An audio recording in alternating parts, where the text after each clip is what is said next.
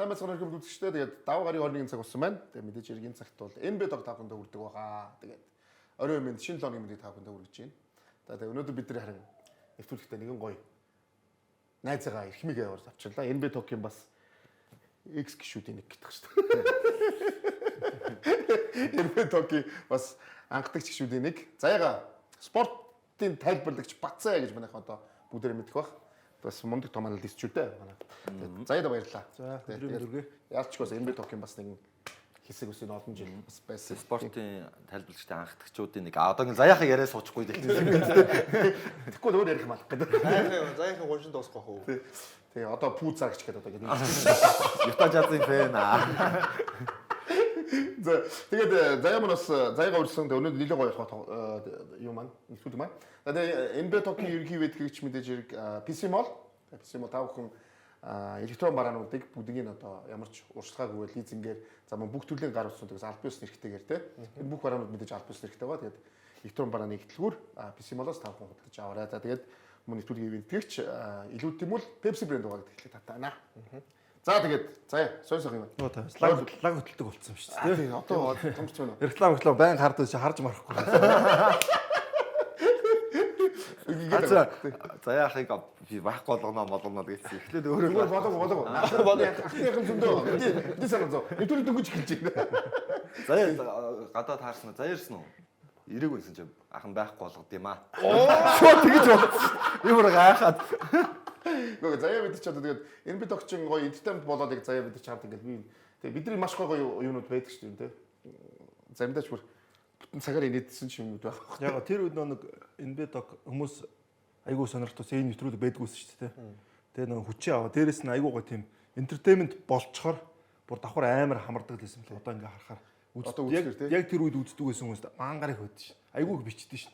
Тэр үед NB Dog-ст амар гоё байсан шүү юм байсан шүү. Тэгэхээр одоо бодохоор мэдлэгээ ингээл уралдуулаад яхасаад тэр entertainment юмуд амар шимдэг байсан болоод байгаа. Тийм. Одоо зүгээр ингээд жишээхэд нөгөө нэвтрүүлэг болгоны эхлэлийг нэг арай сонин зураг авалтаар эхэлдэг ч юм уу тийм. Лайв чи нэг лайв хийгээл тэрнээс ч бодвол нэг лайв хийгээ явчихсан шүү дээ. Тэр бөөнөр лайв хийгээл дээрээс нь бие бинийгээ явуулаад эн чинь зүгээр нэг нэвтрүүлгийн гоё болох тийм хэсэг шүү дээ. Тэгэхээр entertainment гэдэг үгийн утга нь тэр л дээ.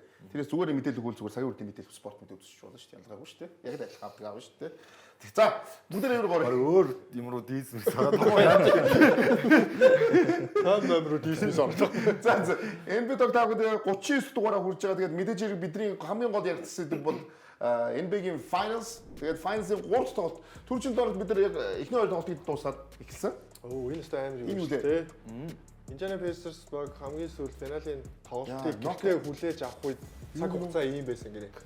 33 орны дэлхийн хамгийн их борлуулалттай увдсан байсан. Тэр шилдэг дуу тийм шүү дээ. Мария Грэм шиг авсан дуу шүү дээ. За Mission Impossible 2 дөнгөж 2 нь гарч ирсэн. Юу нөө тэр нэг настай юм. Александр 1 настай байсан гинэ.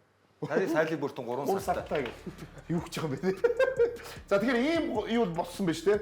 За тэгээ 3 дахь тоглолтыг мэдээж Индиана гэртээ хүлээж авсан. Бид нар бол NB Dog-тэй түр нэг юм ярьж ирсэн. Түүх хөрвүүлжих болов гэж ярьж ирсэн. Яг бол Индиана хожвол нөгөө хоёр дараа шожигдоогүй түүхэн давталтаа явах нэгээд. Тэгэхээр магадлал маш бага байсан. Уг гэсэн яг хожих магадлал маш өндөр гэлж байгаа шүү дээ. За ингээд Индианагийн талбай дээр бүгд тоглолтыг хүлээж авцгаая. Тэгвэл 3 тоглолт. Дахиад та дараалаа. Ой чи юу вэ? За 3 тоглолт. За хоолой явуулсан шүү дээ. Лаг хөтэлдэг юу вэ? Та өргөд гэж явчихлаа.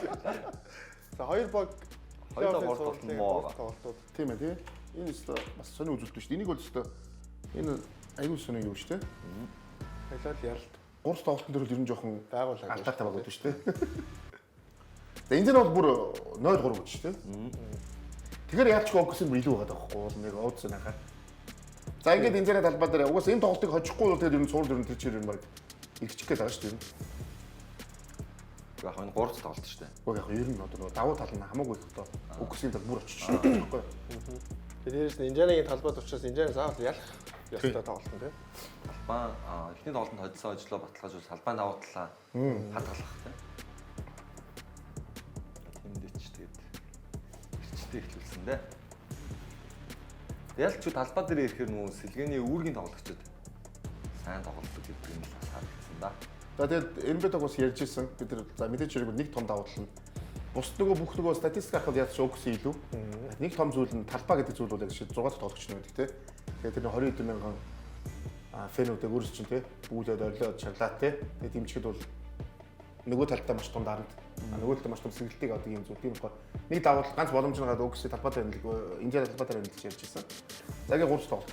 Тэгээ бид нар тамирчдын үүсгэлэн гэдэг үзэгчд үүсгэлэн багс айгүй чухал байдаг шүү дээ. Индианагийн үзэгчд амар үүсгэлэн байгаа финал дээр бол. Сая хэлсэн нэг 20 хэдэн жилийн дараа анх Халибортон 3 сартай багт авч ирсэн ба шүү дээ. Тэгэхээр мэдээж үүсгэлэн байгаа.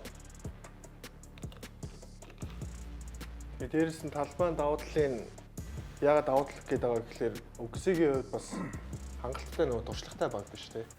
Финалд яг энэ 20 мянган хүний эсрэг яг чухал тоглолтод бас сэтгэл зүй бас ямар байх вэ? Тэрийг бас ярьжсэн байна тий. Тэгсэн бас л нөлөө бол байсан шүү. Талбайн давуу тал яалтч хөр нөлөөлж тий. Макконл бол үнэхээр амар тоглосон. Тэр тус маань нөгөө анзаараад байхад ер нь сэлгээний тоглогчдод энэ талбайн давуу тал маш өөр болдог шүү дээ. Ямар ч нөгөө тоглогчдод сэлгээний бол аль талбайд тоглож чадахгүй сэлгээний тоглогчдыг талбай дээр л алддаг шүү дээ. Тэр чинь юусэн нөгөө давуу тал нь л та. За нөгөө финал дээрээс ирэх юм нэ шүү дээ режим мэлэр тий.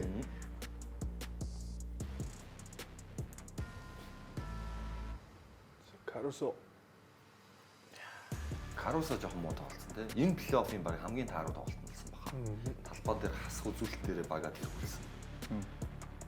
Уул бол байхаар байхаар үзүүлдэг шүү дээ.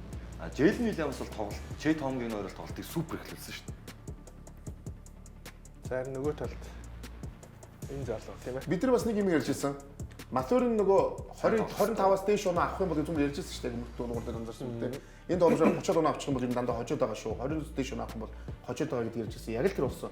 Матурын 20 энэ тоглолтын эргэлтийн цэг тий. Энэ дамжуулалт. Матур чид он бол 25 болсон баха тий. 25 он авсан. Тий.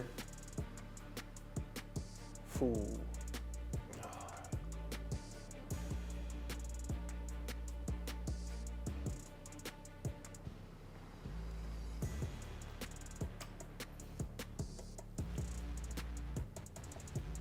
Өмнө цувралууд дээр бас нэг зарим нэг тоглолтын дээр эсрэг байгаа нэг уншиж байгаа ч юм уу 20-30% зүрх тооцсон тохиолдлууд гарсан шүү дээ. Энэ цуврал бол ямар ч тийм гарахгүй юм шиг байна тийм. Ер нь дандаа л ойрхон явсаар байгаа.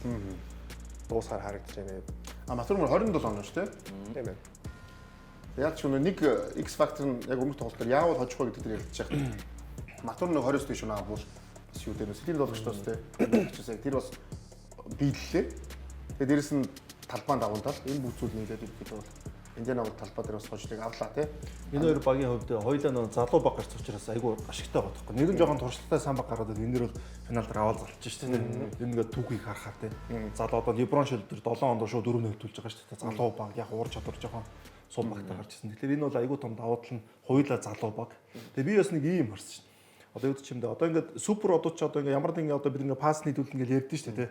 Дутууг ингээд супер одууд чинь 3 4 пасс оруулаад ирж байгаа шүү дээ. Тэгвэл нэг баазл нэг шидэгчүүд нэг хамгаалдаг орж ирдэг бол энэ хоёр багч одоо жишээл Индиана тийм 4-5 баазлд орж ирэх юм байхгүй байгаа байхгүй тий. Тэгвэл ийм багуудын түүхийг харахаар энэ дээр холбогч айгуу сайн бага тоглуулж чаддаг багууд айгуу сайн авдаг юм шиг харагдах. Одоо 4 оны Билапс тий.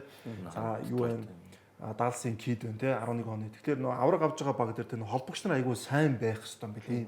Тэгвэл одоо энэ дэр Халиборт нөгөө. Тэгвэл нөгөө талаар Брансон ч юм уу тий Нью-Йоркоос гарч иж байгаа юм. Нөө супер одоодгүй багуудын холбогч айгуу сайн. Тэгвэл нөө олон улсын загсан дээр ч адилхан шүү дээ. Америкийн шоугийг hodсон байгаа анаасан холбогчтой байгаа байхгүй. 2004 оны Пуэрто-Рико Арайо тий Грек Терспанулес одоо юун дээр Спандер Калдерон гэдэг ч юм уу тий. Ингээд харахаар энэ амар чухал багийг тоглуулах энэ ч багийн спорт шүү дээ. Тоглуулах айгуу чухал. Тэгэхээр энэ холбогч айгуу сайн багууд гарч. Тэгвэл нөгөө талаар нь эсрэг багийн лидер нь MVP-ний холбогч байгаа шүү дээ. Одоо шээ байгаа шүү дээ. Тэгвэл шээг хамгаалж байгаа тэр хамгаалтан дээр айгуу тийм нухацтай ярих хэрэгтэй санагц. Одоо шил 8 барт хамгаалж байгаа тийм. Тэнгүүд ягаад тэр Несмитийг ингээд олзолж аваад ингээд тоглоод энэ тэр хамгаалалттай за энийг ярьчаад харна л да тийм. Энэ зөв ярьж болно. Энэ ч зөв сая юуник нэг Тоглолтын статистик. тоглолтын статистик бол бүгд энэ дээр зөв ярьж болно. Тэгвэл хамгаалтын чинь хамгийн чухал юм нь алхалтаас эхэлж байгаа шүү дээ. Одоо шил хүн 3 луу гүйж очихдоо том алхаад очих юм хажууд нь гараа авчихдээ. Тэнгүүд нэг ойр тунгад алхалтаа жижигсэгдэн шүү дээ сагсан дээр чинь тийм. Яг тэрнтэй адилхан 8 барт хамгаалсаар байгаа тэр одоо Брансныг хамгаалж байгаа юм тийм. Доно Мичлийг хамгаалж байгаа юм тийм. Одоо энэ дээр Шээг хамгаалж байгаа. Жижиг тоглолчтой хөлдөө айгуу сайн ажилтдаг алхалтай. Яг адилхан алхаж хамгаалахгүй тийм өндөр ур чадвартай юм шиг тэр чинь 1-3 алхахад тэрийг ашиглаж байгаа байхгүй. Тэнгүүд нөгөө Nesmith өдөр чинь том биетэй алхалтан том байдаг. Тэгээ дээрэс нь хушуун байдаг. Яг нөгөө нэг тэр алхалтан дээр ч юм уу тааруулаад жижиг захаргаа шидчихэж байгаа шүү дээ. Нэг хоошоо татчихдаг ч юм уу уушаа ч юм нэг бол алдаа авчдаг ч юм уу те. Тэр нөгөө энэ жижиг тоглолчтой тоглож байгаа нөхцөл өөдөөс нь яг тийм тоглолчийг тавиад яг нөгөө Немборч тийм алхад айгу зөв тааруулдаг болж. Одоо сайн хамгаалт хүмүүсүүд бол айгу тийм зөв болох. Одоо баажиг мэдэн ш бид нар те. Айгу том алхдаг те. Тэр нь буруу байгаад. Тий буруу байгаад. Хамгаалтан дээр яд бол алхад амар чухал байдаг байхгүй. Тэгэхээр энэ Нембортын тоглолтыг харахаар тэн дээр айгу гоё байхгүй. Одоо тэр нөө заслааны тойрж гарч байгаа те. Тэн дээр яаж зүг гарах уу гэдэг ч юм уу те. Тэр айгу надад бол энэ одоо хоёр одоо багийн хувьд бол тоглолтыг шийдэх гол юмнуудын нэг нь тэнд болж байна. Жижиг дитейл юмнууд тий гол дитейл юмнууд. Одоо шийдэл Шэйг сайн хамгаалчих юм бол Окусиг эсрэг бол Индиана тоглоод айгуу давуу Шэйг хамгаалах боломжгүй байх. хэцүү. Гэхдээ эн чинь бас дабл тим ирэхгүйгээр хамгаалах боломжууд бол Нямбартаас гарч иж байгаа шүү дээ. Урд бид ингээ супер одод хараад заавал дабл тим ирэх гэдэг шүү дээ. Дрэмэн грэн нээсвэж Леброн дургаас цуг очихгүй болохгүй гэдэг тийм.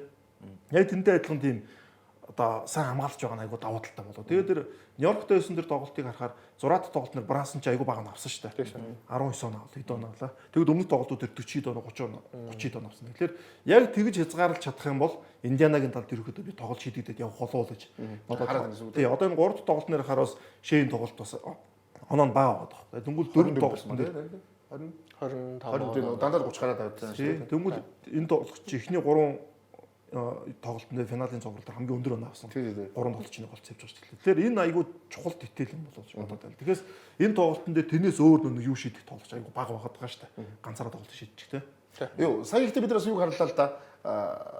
Бас дамжуулалт дээрэс нь тасалт гэдэг зүйлүүд байгаа шүү дээ. Хамгийн гол одоо тэр зүйлүүд дээр Индиана Пейсерс угаасаа бүр хамаагүй илүү шүү дээ. Саяны тоглолтын дээр бол 3 тоглолтын дээр бол бүр харьцангуй бүр илүү байна шүү дээ. Даамтсан сарж шүү дээ. Тэгээд энэ тоглолт бид яг хэвээр тийч Макконнелл. Тэгээ Макконнелл финанс хэлгээс 10 оноос 5 самбар 5 цэцлэг гүйцэтгэсэн анхны тоглолт шийдэж шүү дээ. Түүхэнд хаахны. Түүхэнд их юм. TJ Макконнелл гэхээр та нар 2011 оны Жижи Бэрээ санд ордгоо. Яг Дрик Карлалын дор биш шүү дээ. Авраг авдаг тийм. Тэгээ ер нь бол тийм. Тэгээ тоглолтын төстэй. Би хэмжээ төстэй. Тий. Тоглолтын арга барил төстэй гэдэг. Арай яг хуу товтлооны ур чадвар нь арай л байна. Макконнелл болохоор хамгаалтын ур чадвар нь тийм арай л байна. Яриад финалд алдсан шүү дээ. Тэг. Асаас. Ер нь яг саний тэр заягийн хэл дээр жижиг дитейлүүд жижигний тоглогчдын нэг тийм нэг тий зүйлүүд ер нь сурлыг эргүүлчихдэг шүү дээ. Эргүүлчихдэг. Ер нь финалийн гүйцэтгэл угаас айгүй өндөр түвшинд байсан баг л хождсон шүү дээ. Өдөртийн тоглолтноор бол яг ингээд багуучин зарим нэгэ тэр чинь сэтгэл зүйтэй холбоотой. Зарим сэтгэл зүй ингээд арай өөр үгтэй. Финалдар ч хүн болгон төвлөрч идэв шал өгөхөнгөл тэн дээр яг тэр жижигхэнүүдээр л ингээд яг ялгаанууд гардаг. Миний бодолж байгаагаар хамгийн том нөлөө тэр дитейл дээр гарах болов гэж харж байгаа шүү дээ. Мембертэй хамгаалж байгаа. Яг одоо ингээд цөмөрөө юу гарах юм дэлхийд дахны одоо нөгөө одс арах юм бол тийм ээ одоо аль баг нь очих вэ гэдэг. Тэгэхэд энэ 3 тоглолтод Индиана Пейсерс хоцсон ч гэсэн Оксигийн талтай байгаа даа. Тэгэхээр Окси ямар илүү баг юм бэ? Ямар одоо алдаагүй баг юм бэ гэдгийг бид нар удирдлагынгаа харсан. Дээрс нь энэ жил чинь энэ баг чинь нөгөө NBA-гийн түүхийг бүтээжлээ шүү дээ. Одоо юугаараа түүх хамгаалалт бүх юугаараа. Тэгэхээр бид нар нэг өсөндөө одоо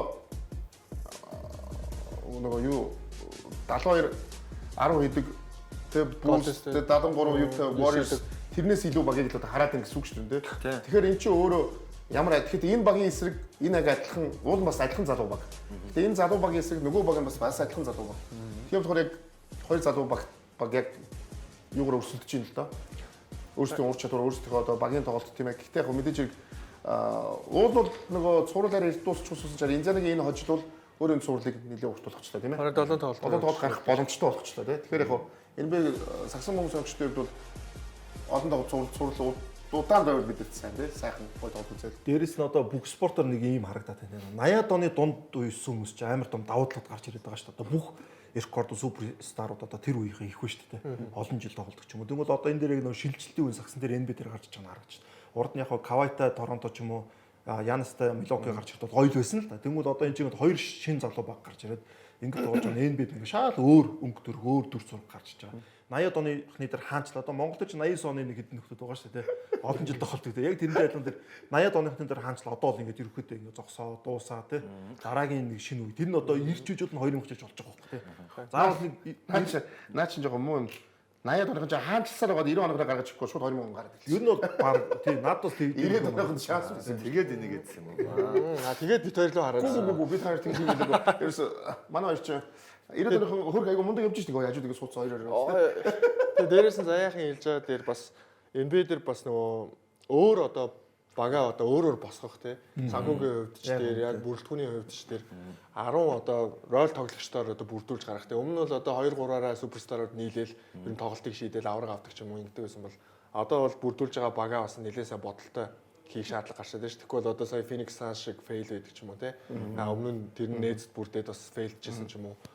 Нэг 3 тоглогчид цалингийнхаа одоо зэсийн бараг 70%-ийг нь өгчөөд 30%-аар нь рол тоглогч нар бүрдүүлэх гээд байдаг ч юм уу. Нэг ийм сагсан бөмбөгийн баг бүрдүүлэлтээс бол ер нь холдож байгаа шиг байна л гэж би харж байна л да. Одоо тэр одоо модель ерөөсөө нэгсэнд ажиллахаа болоод ч юм уу.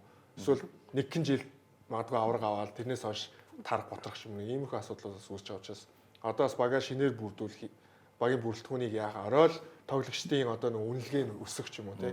Тэр тоглогч нар чухал юм а гэдэг нөхцлүүд бол энэ хоёр баг дээр хоёулын дээр л харагдаж байгаа шиг л. Ер нь яг арай илүү эко босч байна тий. Одоо ер нь бол том од авчрахгүй Caruso Hartenstein хоёрыг авчраад аврагын хэмжээний баг болчихж байна. Нөгөө талаас Siakam. Нөгөө талаас ганцхан Siakam ирэл яг 2 дөрчрөөл тоглогч онооны лидерээ авчраад болж байгаа юм шиг. Энэ Lakers-ийн төрүүлэндөө нэг AD ирээд 2 том од нийлэл төрүүлснээс хойш аврагуудыг харахаар тэрний өмнө ч гэсэн Milwaukee-гийн авраг Бостны авраг ч гэсэн ер нь өөрсдөө боссан авраг шүү дээ. Өөрсдөө бага бүрдүүлчихэд Drew Porzingis хоёр ирсэн авраг. Ингээ бодохоор яг ийм зөв төрүүнүүд нэг San Antonio Spurs багийн нэг гоё авраг авдаг төрөвтэй төстэй ийм юмнууд. Одоо тэгээд ингээл Houston Rockets ч юм уу дараа жил өрсөлдөх багуудыг бодохоор Detroit Pistons тийм яг ингээ бас л яг энэ зарчмаар яваад байгаа нь үнэхээр гоё байгаа. А дээрэс нь цалингийн зэс гэдэг юм бол бас маш их өөрчилж байна. Яг бол юунд өөрчилж байгаа гэвэл одоо ер нь бид нар back to back аврагуудыг ер нь сүүлийн хэдэн жил харсангүй. Харсангүй. За бүр 3-peat-ийг бол бүр мартах хэрэгтэй. Юу тийм Lakers-ээс хойш байгаа юм уу back to back? Miami яваа. Miami тийм. Warriors байгаа. Уучлаарай. Тэгээ Warriors хоёр сүүлийн одоо бид нар чинь одоо хэдэн жилийг харж байгаа. Чи 7 жил болж штэ. Одоо бидний нэг жил бол Warriors-аас хойш байхгүй. Нэг жил нэг баг л аваад төрүүлээд байдаг. Энд чинь нөгөө одоо шинээр нэг баг нь төрүүлээд аваад авчихад нөгөө нэг рол тоглогч нар чинь шууд үнэ дүүжээ дараагийн жил шууд чөлөөт агент болоод эсвэл үнэ өсгөл яваад нөгөөний бүрэлдэхүүн байхгүй болчиход. Эсвэл нөгөө багууд нь тэр баг дээр зориулж багаа дорн босгоол тэр багийг дийлнэ гэж босгоол. Яг л энэ ч маш хурдан болоод байна л да. Энэ нэг юунаас шалтгаалж байгаа шүү дээ. Одоо нэг өсвөрийн хөлбөмбөгч залуу хөлбөмбөг гэсэн сурчтэй. Залуу тамшид одоо хөрөнгө оруулж байгаа тэр хөрөнгө оруулалт айгүй чухал болов гэж бодоод байна. Яг бол спорт хөгжигдсэн нэг авраг удаан оршин тогт магадлал айгүй багасдаг байхгүй. Тэгвэл сагсан мөнгө ингээд 80-аад оныхан гарч ирээд ингээл явлаа шүү дээ.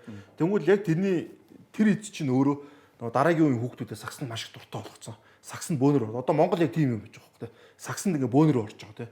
Тэнгүүт л одоо NBA дээр шиг тийм нөхцөл гараад ирсэн учраас маш олон чадварлаг тамирчин гараад ирсэн. Тэр нэг 2 3 од нийлсэн ч гэсэн энд нь нийлж болдог. Тэднийг ялдаг арга барилууд нь гараад ирсэн тийм. Хурд хүчнүүд ингээ ойролцоолсон. Урд нь ингээ үсэрдэг нэг цөөхөн идүүнтэй, өндөр цөөхөн идүүнтэйс бол одоо бүгд өндөр өжилж байна. Бүгд ухаантай гой тоглодог болж чинь Европоос орж байгаа сагч ч юм уу. Одоо шилбэл Монголын хамгийн ойрын чинь үндэсний бүх байхгүй.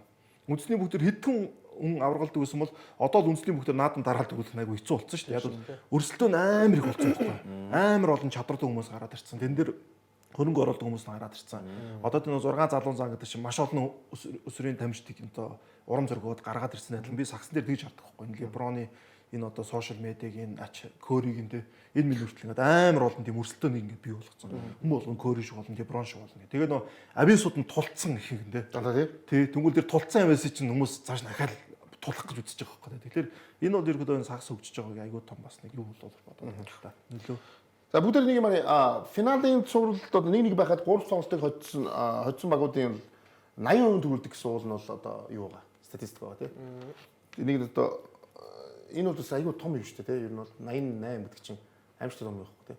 Дуул нь энэ очиод байдаг. 88 авчиад байдаг. Гисэн чи нөгөө багийн юу нь бол нөгөө талаар байгаад байгаа шүү дээ. Тэгэхээр энэ бол ямар.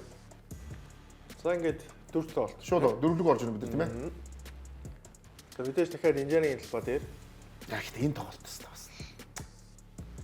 Эвгүй тоглолт. OKC-ийн хувьд бол ер нь эвгүй тоглолт байсан шүү яа. Индиана ихнээсээ тэргүүлээ тийм. Энэ авч явчих гад байсан шүү яа. Тэгсэн бол ч ер нь харагдлаа. 3-1 гэдэг юу байна шүү дээ. Ер нь ойрхон байсан тийм. Маш ойрхон байсан. талбайн давуу бол яатчгүй Индианад бол үлчсэн. Үнэн. Сяким өстой амар жиг тоглож байна те. Кавай Торонтод очиход нэг тоглолтноор галзуурдаг. Кавай бүх тоглолтын дээр авч явдаг. Тэгээд тэр шиг одоо өөрөө бүх тоглолтноор хамгийн сайн оноо доктортай явж байна те. доктортай явж байна те. Тоглолтууд ерөөсөө маш өгөөд аваатай тийм юм те. Ингээд явсан. Эхний хоёр үл явж байгаа. Хаваа. Энэ тоглолтноор гаргасан нэг өөрчлөлт нь Хартенштайн Чет хоёрыг хамтдан буцаад гараанд нь гаргаж эхлүүлсэн тийм. Тэрүүгээр хоцорчуу яасан бэ гэж бас харагдсан тийм. Үүсэндээ өөрсдийнхөө саксыг тоглосон тийм. Тааруулж биш, нөгөө багтаа тааруулж биш.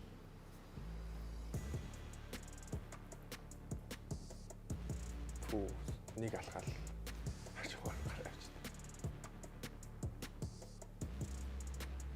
байна. Хайлбуртын хамгаалтанд ажгүй байгаа те. Тийм. Тэр нь их сулж хамгаалт те. Тааруу. Одоо нөгөө Америкийн шигшээр сая төрүүлдэг олимпиадэр биш нөгөө өмнөх Дэлхийн аварга дээр бол яг сул талнаа. Андреас Обстиг тэр хамгаалдаг тэр те. Герман дээр 103-2 байхад. Европчууд бол үнэхээр олзолж авсан. За тэгээд яг 3 дугаар үеийн төгсгөл бол өстой яг Индианагийн бүр тий хөссөн төгсгөл өс. Тэр тусмаа тэр Оби топны төсвөл 3 дугаар үеийн цаг дуусах хилдэг 2 3 бол тий. Ер нь бол нөгөө манайхны гэдэг зөвхөн нөгөө утга зоон гэдэг шиг юм болсон шүү дээ. Ер нь бол заадтай эн чинь эвгүүрчтэй гэж ер нь харсан да.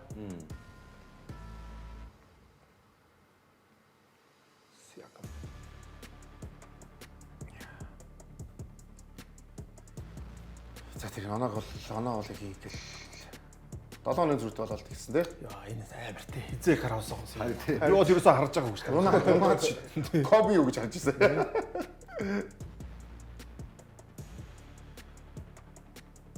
Зэдап бол бас сайн тоглосон. Тэгсэн чи 4 дугаар үеэл ялцчих Окс яг өөрсдөө тоглолтыг гаргаж таа. Жэдав чи 2020 оны дараах те. 21 болов. Гүү бүр 22 22 үлээ те. 23 болов. 2 3 жил тоглож байна. Одоо л Тийм ээ. сүүлийн 2 он. За энэ тоглолтод Окс заавал хожих ёстой тоглолтоо хожиж суурлыг тэнцүүлсэн. Тэгээ ер нь бол агуулгын хувьд OKC бол маш тааруу тоглосон гэж хэлж болно. Болно тий. Тэгээд ер нь бол Индианыг алдаж болохгүй маш том боломж байсан дааж харуултаа. Тэрийг ашиглаж чадлаггүй. Алдлаа. Тэгэхдээ нөгөө харахаар Индиана дээр яг байнга мэдгэж байгаа. Индианагийн бүх тоглогч нар ерөөсөө бүх юм сурвал танахаа бүгд л 17-8 он. Бүгдээ жиг Одоо 6 тоглогч ингэж яваад. Заяа ахын ярьж ирсэн одоо ингээд Индиана багаараа тоглож байгаа яг шээ шиг хэмжээний суперод бол байхгүй ч юм уу тий. Тэгвэл яг одоо шээ шиг хэмжээний суперод байгаагийн давуу талын тоглолтын дээр яг харагдаж байгаа байхгүй тий. Тоглолт ингээд дуусахад Тий. сүүлийн 3 минутанд сүүлийн 5 минутанд 15. Энэ бүх цагийн рекорд. Тий. Би энэ ерөөсөө яг хэлэх гээд байна. Халибурт нь амар сайн тоглоод ингээд сүүлчийн оноог аваад инглигээд оноог нь 18 гэдэг байхгүй. Нөгөө хэдий багийн спорт ч гэсэн яг нэг тоглогчийн хувийн чадвараар ганц нэг тоглолт авах нь бол спортын хувь байдаг. Тэрийг л Тэгэхээр нөгөө тэгсэн мэт Халибурт муу тоглолоо гэхээр Халибуртын 15 он аваад сайн тоглох 18 он дотор дуусаад байгаа байхгүй. Бүх зураг тийм байдаг. Ерөөсө 3 хоны зүрхтэй. Тэр тэрний сайн муу гэдэг бид яриад байгаа байхгүй. Тэрний сайн биш. Халибуртын сүүлийн шилдмэлтийг хийгээд клачтай тэр 6 оноо авч 18 болоод байгаа байхгүй. А тэнгууд нөгөө ярддаг супер одор байсан бол тий нөгөө талд нь шүү баян 35 он аваад байгаа үстэй. Муу тоглохтой 27 он аваад байгаа байхгүй. Энэ л өөрөө тэр Оксийн бас маш том давуу тал. Яг хэрэгтэй үед бөмбөг сүүлийн клач момент тэр шин гар дээр байна. Тэгээд Одоо нөгөө Халибуртын клач гээд одоо тэгж ш. Тэнгүүл тэр 4-4-д авж байгаа нь 4-5 он байдаг ч юм уу те. Тэгвэл энэ чинь 4-4 дээр 10-аас 15 он чинь клач биш ч гэсэн тэр чинь хамгийн том нөлөө нь энд ирж байгаа. Тэг хамгийн гол. Дээрээс нь одоо ингээ харангууд OKC багаараа ердөө 3 удаа оновчтой 3-ын зараас оновчтой болгосон. орчин цагийн сагсан мөхт бол 3 удаа 3-аас ороод хожино гэж баяхаа байлаа. Тэгсэн чинь хожижчлаа харин. Одоо нөө юм эргэжээ л да. 3-аас шидээ сайн шидээ бол тэрний хамгаалт нь бүр илүү өөр болцсон тий. Тэгвэл дундаас найдвартай тоглолт болж байгаа айгу чухал үетэй болж ирж байна. Тэгээд яг энэ хамгаалт нар одоо энэ тоглолт нэр байхгүй. 8 бордыг авчингуу шээ чинь шал өөр тоглож байгаа. Тэгэхээр нөө хамгаалж байгаа хүн чинь хүнийг хамгаалаад их юм бол илүү сайн хамгаалдаг болж шүү дээ тий. Сураал байна гэсэн. Тий, сураал хамгаал сураал. Бүх сул талын мэдлэл уншаал тий. Яг үнэхээр чадвартай учраас тэгэл дутдаг л да хурд морч юм уу. Тэнгүүд удаан хамгаалаад энэ чинь хамгийн гол нь дээр өмнөх цувралууд дээр ингээ бэлтгэж байгаа байхгүй тий. Дандаа алаг холбогчтой хамгаалсан учраас. Тэгэл яа харахгүй энэ дээр тэр дөрөв нь гарч шуудаж харсан. За бүгд ихтэй угаасаа юу л да. Сайн усад тогтчны статыг гаргацсан. Ерөнхийдөө удахгүй бид дөрөвдүгээр энэ дөрөв тоглолтын талаар ярина. Тэгээд өөр одоо яг тайд ерөнхийдөө би тэр асуусан заяас ерөнхийдөө эхний ингээд дөрөв цувралыг хараад юу өөрчлөгдсөн бэ? Чиний одоо бодол цаг нь Окси Авраам гэдэг бол чи эсвэл Индиана дээр юу? Би бол Окси дээр л гэж бодож байна. Ханаасаа тий. Тэгээ одоо авчих уу? ер нь бол тий. Тийм энэ бол очих واخч. Өөрчлөгдсөнгүү л дээ ер нь бол тий. Хэврэл байгаа. Би бол нөгөө 6 тоглолт гэж өгсөн таамаг маань энэ тоглолтоор батлагдчихлаа гэж бодод. Би бүр яг 6 болохоор болчихлоо. Хоёлооч 4 байлаа бол та. Тэр хүнийх бол өнгөрцөө. Би бол 7 гарахгүй гэж итгээд байгаа шүү дээ. 7 гарахгүй гэдэг тийм. Би энэ бүр яг Индианы Элбатер аварга аваад дуусна гэж. яг боломжоо сая 4 тоглолтоор алдсан л юм шиг санагдаад. Тэгээ энэ сүүлийн 3 тоглолт ер нь ур чадвартай баг руу их явдсан шүү дээ. Тийм. Энэ сүүлийн эхний 4 тоглолт бол угаасаа өөр өдөн шүү дээ. Эхний 2 мөр бол одоо ямар ч спортоор нэг бокс мостер эхний нэг үе ингээл тандж ядагтай адилхан байдаг байхгүй. Тэгмээ сүүлийн 3 л угаасаа л илүү чадвартай баг руугаа юу явах болов. Гэхдээ Индианыгийн талбай ямар вэ гэдгийг 3 тоглолт үтсэн. Тэгэхээр юу ч болж болно шүү. Дээрээс нь Индиан чинь Оксигийн талбай дээр бас хожил авцсан баг шүү те. Эхний тоглолтыг. Тэгэхээр бол батгаад юм хааж байхгүй. Тийм ээ. Рик Карлайд ганц тэрийн дөрөвнийг бол дууссан. Рик Карлайд өшөө сайн бэлдэхгүй бол одоо эдний бүх бэлдсэн юм нөгөө хэд нь хамгаалаа сурчлаа штэ. Тэнгүүл нөгөө талд нь ур чадрыг хамгаалж сурнаж хэцүү байхгүй. Багийн тоглолтыг хамгаалж болох байхгүй те. Тэр үнэхээр сайн одоо тэр сайн бэлдэхгүй л Рик Карлайд жинхэнэ дасгалжуудад ч ажил үлдэж гин үлээж бодоод байна. За бүгд яг хэсэг 3-ын дараа бүгд уулзцгаа тэгээд угаасаа бидэрт яг дөрөвт тоглолтыг бас улам дэлгэрэнгүй бүгд ярьцгаах болно.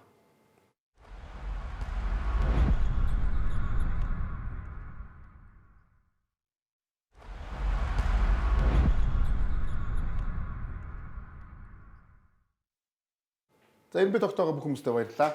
Бид нар бол яг плей-оффын финалийн дөрөв тоглолтыг яг ярьжсэн. Тэгэхээр энийг үргэлжлүүлэх гэж бодож байна. Ерөнхийдөө бол Оксигийн нөгөө ярьжсэн энэ бол заавал очих ёстой тоглолт байсан. Дээрээс нь түүхийг дэдний талд байсан. Яг бол Окси яг цувралын дөрөв тоглолтод тоосон тоглолтуудаа 4-0 гэсэн амжилттай байна. Тэгэхээр дөрөв тоглолтоо бүгдийг хождог юм тий. Тэгэхээр энэ бол бас нэлээд Ер нь эсрэг багийн талбай дээр хожиж байгаа гэж байна. Дандаа талбайнаа бодлуулж байгаа юм. Тэгэхээр эсрэг багийн талбайгаас заавал нэг хожил аваад буцдаг. За тэгээд нөгөө түүх нь ахаад хоёр багийн түүх үргэлжилсээр л байгаа. Хоёр дараа хожигдоогүй гэдэг юу үргэлжилсээр л байгаа. Одоо ярин Индиана сайн багийн шинж байгаа юм л тэ хоёр дараалж хожигдохгүй юм. тий хоёлаас энэ хоёлаас сайн байгаа. Одоо энэ түүхийн статус дээр хүмүүс альянс зэм яриад байдаг шүү дээ. Би бол бас энэ дээр бас нэг тэгж боддог байхгүй. 60-70 онд болсон статистикийн дээр тоглолтын юм аяг одоо бол шал өөр шүү дээ. Тэр заавал 80-90% авах орчин үед бол сагс шаагаад өөр болсон. Энэ статистикуудыг би өөрөө сүүлийн 10 жил ч юм уу хэдэн жил гэдэг юм уу тий. Илүү бодтой өөр үр дүн гаргаад байгаа шүү дээ байхгүй. Яг тэр сагс өнгөөл тоглож байгаа шүү тийм ээ. Гэхдээ нөгөө нэг 3-1-ээс эргэж ирэх, 3-1-ээс эргэж ирэх гэдэг статистик бол өөрчлөгдөж хэцүү шүү дээ. Ер нь хүн ном ер нь бол тэр бол тэрнээс биш тоглолтын нөгөө нэг хэмнэл статистикуд бол тийм худлаа байх боломжтой л доо. Сая чин одоо хоёр дахь тохиолдлыг бид нар үзсэн юм тест Монголд. Тэгүүдийн 3 тэгөө дэлхийн түүхэнд дэлхийн гэдэг байгаа шүү. Сагсан мэрэгжлийн сагсан мөнгөний түүхэнд хоёр дахь нь Монголд бид нар үзлээ шүү дээ. Нэг нь Филиппинд те. Тэгэхээр ер нь бол сагсан бөмбөг бүр өндөр түвшинд хөгжсөн орнуудад бол гарахад маш хэцүү л статистик болж байгаа юм л. Хэцүү тийм маш хэцүү тийм. Тэгэхээр за одоо бүгд Pacers-ийг харъя. Pacers харин дөрөв тоглолтод ер нь юу болд яад тийм ээ. Яа. За дөрөв тоглолтын нь юу вэ тийм ээ? Индианад бол нэг бүр заавал нэг статистик байгаа шүү дээ. 110 оноос дээш оноо авах юм бол ер нь тэр тоглолт хождог. Тэрнээсээ бага оноо авах юм бол ер нь ялт байгуулж чадахгүй байгаа. Тий. Тэгэхээр ер нь тоглолтын арга барил нь бол оноонд уралдах тийм ээ. Гэхдээ яг энэ нэг сая заягийн хэлдэг дээр хараа саяны энийг одоо чинь 110 ононд хүрэхгүй байвал хүрдэг байгаад энэ яа шүү дээ. Энэ ихтэй яг л явуулаа шүү дээ ер нь. Энэ бол өөрсдөө нь одоо яг энэ юу яг л багийнх нь заяах түүх ярьсан. Тэгээ энэ жигээ би энэ жигээ түүхийг биш би энэ жигээ түүхийг ярьж байгаа. Нэг жигээ түүхийг түүхийг заяа. Заяах энэ таг түүхийг чи заавал олон жил амар санаатай өсөж байгаа. Тим бизнестэнгүүд дараа нь яг гол point хийсэн байхгүй. тийм бизнес заяах гэхдээ гин болсон. Тэгээ нэг жилийн чинь түүх биш юм үстэй. Та бас жоохон томхон шиг шарахгүй бол жоохон хэцүү шараад байна шүү. Заяа. Заяагаас их асуух юм их олон байгаа надад. Манай заяа бол хамгаалтын мэрэгчлээ. Шатаадын шишээ 2 дугаар шишээ бол хамгаалтыг бүтэн хариуцчихсан юм шүү дээ. Тэгээ би яг тэр 7 жилийн өмнөх юм яриад байгаа. Ерөөсөө шиш ярьсаар л байгаа. Тэр чи яг зүгээр сонгуулийн баг бас сүүлдээ бүр шатланд шишээ болоод байсан. Тэгвэл за бүгд яг хамгаалт гэсэн юм чи бүгд яг энэ багийн одоо хамгаалтын ноён нуунуудын нэг бол Алекс Карусыг бүгд харцгаа тийм ээ. За Карусо нэмэх 20 оноотой тоглолтыг энэ удирдлагын 82 тоглолтод нэг ч удаа хийгээгүй. Эрхийг шаардлага байхгүй шүү дээ энэ бол. Харин NBA финалийн тоглолтонд 2 удаа хийчихсэн тийм. Ер нь бол Карасогоос бол 20 оноо хийж хүлээхгүй шүү дээ заяа. Шаардлагач байхгүй. Тэгээ финал дээр ингэж тоглосон ийм тоглогчтой бохождаг төрүүлдэг Ер нь үнэ. Төрүүлсэн баг болгоод нэг юм. Нэг юм тоглогчтой дээ гац нэг X factor гэж манайх гэдэг шүү дээ. Монголоор бол одоо тухайн тоглолтод одоо яг галзуу тэгээд тоглож нэрээд. 20 оноо гэдэг чи тэгэл хэцүү шттэ. 2 3 тоглож ил авдаг оноо шүү дээ. Багаас бол тийм. Биш ээ. Энэ 20 оноо Халибурт нь Халибуртон оноо хүрэхгүй байхгүй. Тийм ээ тийм. 18 оноо авчихсан шүү дээ. Дөрөв тоглолтод 18 оноо авлаа шүү дээ Халибуртон. Тэгээ одоо боддоо тань. энэ хоёроос нь авсан оноо адилхан байгаа шүү дээ. Каруса Халибурт хоёрын цуврал авсан оноо адилхан байгаа. Тэгээ Карасос сэлгээс тоглож. Тийм. Тэгс нөгөөх нь багийн лидер байхгүй. Энэ дээр ялгаа байгаа байхгүй. Тэгсэн чинь Карус оноо нахаар яах юм? Ерөөсөө л энэ байхгүй. Тэгээ ингээ бодохоор чи бүх тоо статистик нь opposite байгаа хэрнээ. Инжана 2 хожицсон байх чи амар байгаа даа. Тэгээ хоёр сая дөрөвт хожил баг хожих төглөөч. Ингээ агуулга гарахаар Айгүй юу тий. ингээд Багийн тоглолт айгүй сайн гэсэн үг байхгүй юу? Багийн хамгаалалт тоглолт маш чигдв. Гэхдээ тэр 18 оноо их чинь тоглолт болгон 6 тоглож аваад байгаа байхгүй. Тоглолт болгон 6 тоглож аваад байгаа 18 оноо. Тэгээ яг л чи сайн нөгөө багийн тоглолт нь үнэхээр Рик Каларигийн баг бол үнэхээр яг тий цэв багаараа тоглодог баг гэдэг юм яг баталгатаад байгаа байхгүй. тэгээ Карусогийн статистик нь бас түүхэн статистик байгаа ч тийм. 20 оноо. Өдөр 20 оноо, финал 20 оноо. Юу юм? Карасо 4-р тоглолтод сэлгэнээс 20 оноо 5 тасалт гүйцэтгсэн. 1974 оноос хойш анхны тоглогч болсон байна. 5 тасалж бас амар хам гэсэн шүү. 74 он гэж. Одоо ингээд жинхнээсээ түүх яриул те. Түүх ярьсан ч баг байхгүй төрлийн статистик байгаа байхгүй. 74 л ч үсэж Тэгээ одоо энэ яг энэ үүргийн тоглогчдын хувьд нэг зөв багтаа очинд зөв тоглолт яг систем дээр очинд амар чухал те. Үнэхээр сайн тоглогч нар буруу систем дээр очиод муу тоглож байгаа тохиол байдаг бол одоо энэ яг зөв систем дээр тоглуулж чадж байгаа айгүй том давуу тал энэ. Тэрийг дасгалжуулагч өөрөө айгүй сайн мэдэрдэг л одоо мэдэхгүй л бол тэгэл тоглож байгаа онцлог айгүй сайн харахгүй бол те. Энэ айгүй чухал юм болчиход байна л да. Карасо Нью-Йоркт байсан бол гарахгүй нь шүү Ингэ тоглох хэцүү шүү дээ. Тийм. дээ. Үгүй минутгүй байна шүү дээ. Тийм. Тэгээ эсвэл довтлох эрх мэдлэг үү? Зөвхөн хамгаалах ажилтай ч юм уу? За тийм байна. Чи зүг байна. Үгүй зөв бүр ярих шүү. Тийм байх юм болов уу гэж тэнэг яриг дэмжиж шүү дээ. Тэгээ зөв. Миний дүг юм зөв. Ерөнхийдөө ер нь 90-ад ононы зөв шүү. Юу гэсэн. Баг юу ч за. Тэр тоглогч чинь Лекстэй л байх те. Тийм. Тэр Лекс тэр зогцгоосон бол Авраг авцсан. Зөгцөөд аварга авцсан шүү дээ. яг дахиад үлдсэн бол одоо яаж байгаа юм бэ? Үлдсэн бол бүх багт ер нь хэрэгтэй л тоглож байна. Ямар ч багт очсон. Ер нь сүүлд энэ хоёр сайн холбогчтой холбогчны лидерийн багууд үлдсэн финалд хийзээ юм бэ.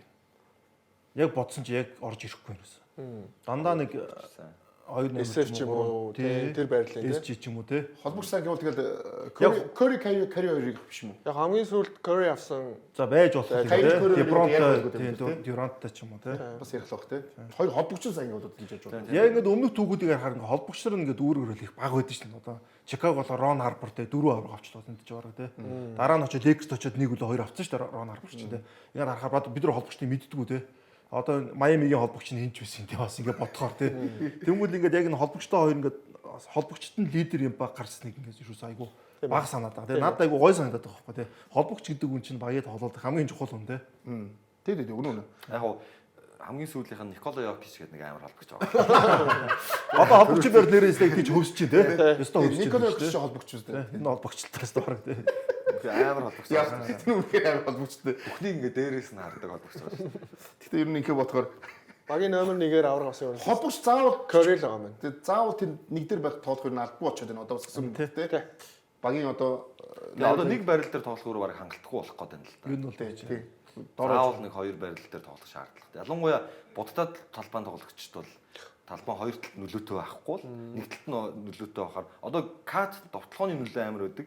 Хамгаалтын нөлөө муу байхаар яг авраг авах хэмжээний багийн арыг даах юм уу? За тэгмүүд өөр Гобер ингээд буддад талбайтай сайн хамгаалцдаг довтлоон дээр ямар ч ур чадвар дутаадахаар бас яг авраг авах хэмжээний багийн арыг даах юм уу гэл ингээд ийм л болчиход байна л та. Түүд анх нөгөө одоо нэг 20 хэдэн жилийн 3 шидэх ямар шаардлагагүйсэн бол одоо 3 шидэх төв бол одоо тийш маш чухал. Заавал 3 шидэх. Заавал 3 шидэх байх ёстой гэдэг бол амар өвс амар хамгийн хохирж байгаа хүмүүс тий. Нааша гараад ирэнгүүт 3 шидчихээр нөгөө нэг доор хамгаалдаг тэр доор хамгаалах хэвээр хүн заавал 3 руу гарч ирэх болчиход байдаг.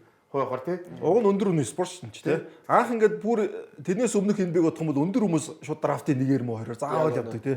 Одоо Майкл Жордан хэлмэгдэх ч бас тийм биз тий. Нэгээр одоо ч хоёроор тэр Боуи явдаг үү тий. Тий, Сэм Боуи явдаг. Дандаа өндөр болохоор авсан гэдэг тий. Тайлбар тий. Тэгсэн чинь юм өөрчлөлтөө л энэ. Өөрчлөлт тий. За одоо Джерри Уильямс бүгд харцгаая. Джерри Уильямс 4 тоглолтод За 1-р уйлын 4-р үе дээр 16 оноо. 5 самбар, 2 дамжуулалт. 2-р уйлын 3-р үе дээр 11 2 2 2 гэж штэ. 4 үеийг тоглоно. Бас хэцүү тий. 4 үеийг тоглоно гэдэг чинь. Одоо нөгөө минутаас нь авахвал өөр шүү дээ. Одоо 3 дугаар үеийг жид авчин 1-р үеийг төрүүлж амардаг нь. Тий. 2 дугаар үе дээр төрүүлж гарч ирдэг ингээл. Тэгээ дээрээс нь зөвхөн оноо авч байгаа гэхээсээ илүү хамгаалалт нь байгаа даа шүү дээ. Энэ сте яванда амар боллоо тий. Тий. Одоо нөөхөөс энэ бүрдүүн Одоо хадгалбал бүр юу хаалах байгаас. Миний бодлоор ингээд яг жинхэнэ утгаараа маш сайн нөгөө Робин нь гарч ирээд байгаа байхгүй тий. Яг Робин Магадгүй Скотти Пиппин юм шиг тий. Одоо хоёр талд хоёуланд нь сайн байж чаддаг. Егон ч гэсэн ингээд хоёр дахь ч гэдгээ бүр яг мэдэрсэн тий. би бол Робин гэдэг үү? Тий. Тэгэхээр тэгсэн мөтөөс насны итгэл тий. 3 дахь жил нь шүү дээ. Тий. 3 дахь жилдээ л NBA тоглож байна. Гэтэ яг уу нас нь бол туршлагатай. 24-тэй. Яг нөгөө 3 дахь жилдээ гэж бодоход яг рүүки нар 18-аар 9-д ороод ирвэл 21 2-т байх хэвэл JW 24-тэй. Би физиологийн хувьд ингээд сайн байгаад байгаа нь бас настай нь холбоотой. Арай одоо Ахмад настай NBA-д орж ирж ирсэн гэх юм уу өөрийнхнаасаа. За бүгдээ багийн лидер Шэгийн юг харъя. 4 тоглолтод. За яг Шэг бол энэ бүх тоглолтод л 30 таа галтаа. 35 оноо 0 оnorтой дамжуулалт шүү дээ. Одоо ерөөсөө л өөрөө шийдэл гэсэн тий. Тийм байна. Jerry West-ээс хойш анхны тохиолдол финал. Энэ бол яг бөмбөг өчвөл Шэгээс надад бөмбөг ирнэ гэж бодож ирэхгүй юм шүү дээ. Үгүй энэ тоглолтын дээр л ингэсэн. Энэ тоглолт нь л Юу юу хийж яахгүй маазруулж. За. 4 тоглолтод бөмбөг өгөөд энэ надаас зайл гэдэг үг өгдөө шүү дээ. Тэр л тгсэн юм шүү дээ. Тэгээ нөгөө талд нөө Неймар яг нэг эсрэг нэг хамгаалж байгаа ч нөгөөд нь сулахнаас бага багт тий. Тэр бас айгүй чухал байна тий. Тэгээ сүүлийн 50 жилд финалийн тоглолтод сүүлийн 5 минутад хамгийн их оноо авсан тоглогч болсон байна. 15 оноо. Бид нар гэхдээ түүх яриад байгаа тий. Түүх. NBA Jordan ч байхгүй бол Коби ч байхгүй шүү дээ. Wilt байхгүй. Will Russell хин Ийм хүн төр чинь ингээл нэг ядаргаатай Wilt заавал гараад ирдэг шүү дээ. Ямар нэг ингээл гоцлаас толгонгууд өмнө хэн байсан гэж Wilt байсан л аваад. Wilt байхгүй Jordan юус алимж байхгүй нэ. Хаким тий. Одоо давар авсан бид нар одоо тоочдаг одоо Торонтогийн Кавай ч байхгүй тий. Ер нь бол тэр Торонтогийн төрүүлч айгүй юу шүү дээ. 4-р эхлэл Кавай бүх бөмбөгний эрх мэдэлтэй тоглодог байсан шүү дээ. Эхний 3 нь явж байгаа л 4-р дээр Лаура чинь Кавай тэгвэл Кава шийдвэр гардаг. Энэ дэр Кавай байхгүй юм лээ бас сонирн биш үс. харин бас Янс ч гэсэн байхаар санагцсан. Янс ягаа нөгөө төрүүлдэг жилийн финалийн тоглолтын дээр нөгөө 40 эд оноо аваад амар чөлөө шидэл торидс хоригддаг шүү дээ. Тэрэн дээр бас Янс байх юм болов гэсэн чинь Бас тийм бас байх. байхгүй. Тэгээд дээрэс нь чинь бас эхний хоёр тоглолтондоо авсан оноогоор Iverson гүйцээд хамгийн их оноо авсан тоглогч болж байгаа. Тэгэхээр яг зөв Shade бол одоо шинэ LeBron шиг бий ч юм уу, Giannis шиг бий ч юм уу, бүр юм зогсоогдчихгүй бий бол байхгүй шүү дээ. Тэгэхээр яг цэвэр ур чадвараараа авч байгаа тоглогч л байгаа. Бүгд юу гарилаа. Лигийн түүхэн замлын эхний 4 финалийн тоглолтод хамгийн их оноо авсан тоглогч их цайдгүй. Одоо яг За Rick Barry бид юм шүү дээ. За Rick Barry ч 165 оноо авч шүү дээ. 165 дөрөв туухаар чинь хүн амар тоглож байна. Iverson 141 тэгээд Shea 131 байгаа юм. 41 он тий. 165 гэж нэр юу хийвэ? Дөрөв тухай. 4 тухаар амар тоглож. Байна тий. 41 оноо 41.2 оноо дунд. Дуртчихсан. Би ч одоо ганцаар оров. Тэгээ дээрэс нь бидний яриад байгаа энэ Rick Barry-г үе гэдэг чинь одооны шиг сагсан бүхэн 200 оноо хүрдэг спорт цагс биш шүү дээ. 3 шиддгүү. Ер нь бага хэдээр дуусна гэж 80-80 баг тэгж л дуусна цагс яриад байгаа шүү дээ бид нар. Тэгэхээр эн чинь багийнхаа бараг 50-60% ганцаар тоглолчихно. Одоо бол бид нэр 200 230 оноотой цагс үзээд байгаа шүү дээ. Шал өөр шүү дээ. Тэ?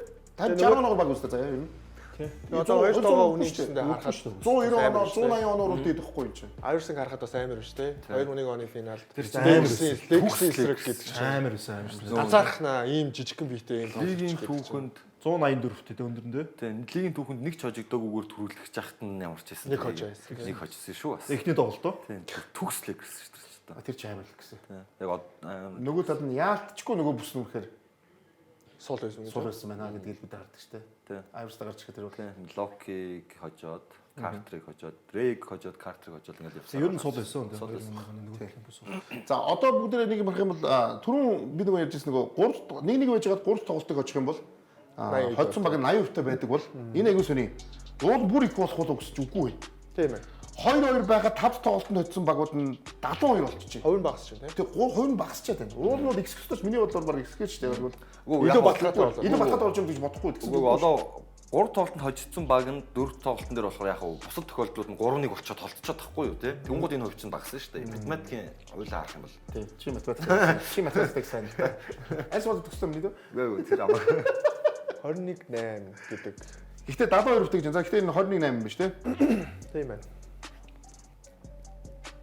Түүнийх чинь бүр 33-8 байсан шүү дээ. Тийм биз. Одоо 21-8 биш шүү дээ. Тэгээ 5 тоглолтын ялчгүй чухал тоглолт та. Ягаад тэгэхээр талбай дээр очиж гэсэн үг. 72 ч ер нь бол өндөр хөв шүү дээ. Өндөр хөв. Тэгээ нөгөө тоглолт айл дээр очиод хожигдчихлоо дахиад өөрийгөө талбай дээр тоглоно гэдэг чинь тэгэл яг ч давуу тал нь гараад ирнэ л дээ тий. Тэгээ одоо ер нь 5 тоглолт гэхээр маш чухал болох гэдэг юм л да бас тий.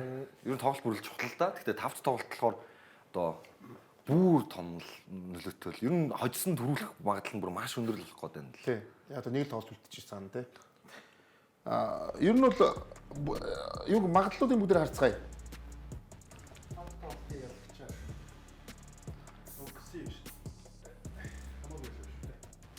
Гэтэ ер нь л байнга л юм байлаа л. Энэ нэг сүртөө өөрчлөгдсөн юм шүү дээ. Хин эхний тоглолтын дээр нөгөө Индиана холдсон мөртлөөс юу 30-аар илүү зурсгал өөрчлөгдсөн юм шүү дээ. 450 байж 420 болсон юм шүү дээ. Тэгсэн буцаад нэг болсон чинь буцаад бүр дахиад 170 Яг бүх статистик нөө багийн лидер мэдрэг бүх юм юун дээр явж байгаа л тийм болохоор тий. Тэнгүүд Индиана ч хамгийн барьцгүй багаараа яаж тоглох үүдийг нэрээс барьцгүй учраас энэ статистикийг бол өөрчлөх боломж байгаа л юм л тий. Би одоо яг тайдаас яг асуу гэж байна. Яг тэрнээс одоо 5 тоглолт болох гэж байна. Тэгээ нөгөө төрсөн баг тий. Нөгөө төрөлөө тий. Тэгэхээр маргааш. Тэгэхээр асуух гэдэг нь одоо 5 тоглолтын дээр за давуу тал баг нь угаасаа үгүй тэр бүгдээр мэдж байгаа. Дээрээс нь халбатаар тоглоно. Индианагийн талаар яриа. Индиана яавал тэрийг сэтгэдэг. Индиана яавал ер нь хожих боломжтой юм бэ? Аль ба дээр. Энэ тал дээр яг. Ер нь цувралын бүх тоглолт сонирхолтой болж байгаа, өрсөлдөөнтэй болж байгаа нь юутай холбоотой гэхээр Индианагийн нөгөө давталгаа байгаа.